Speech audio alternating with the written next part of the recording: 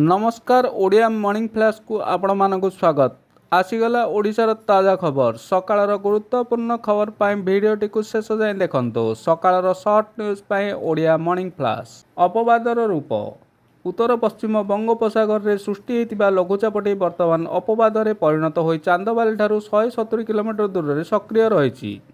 एहार प्रभाव रे twin city समेत राज्यर विभिन्न स्थान में प्रबल वर्षा जारी रही एवं प्रशासन पक्षर 6टी जिला रेड अलर्ट जारी करा जायछि। मुख्यमंत्री समीक्षा प्रधानमंत्री झारसुगुड़ा गस्त पूर्व सुरक्षा और प्रस्तुति व्यवस्था को नहीं मुख्यमंत्री मोहन चरण माझी डीजीपी वाईबी खुरानिया एवं अन्य वरिष्ठ अधिकारी एक गुरुत्वपूर्ण समीक्षा बैठक करिसेंति।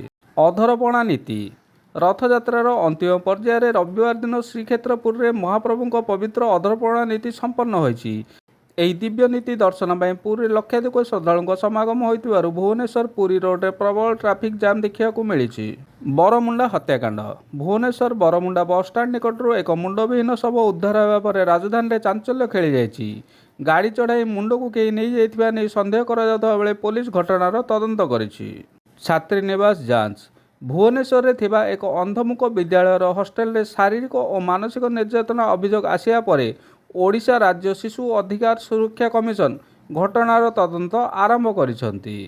यह थिला ओडिशार एही समयर मुख्य खबर। सकाळर शॉर्ट न्यूज पे ओडिया मॉर्निंग फ्लैश चैनल को लाइक शेयर और सब्सक्राइब करंतु।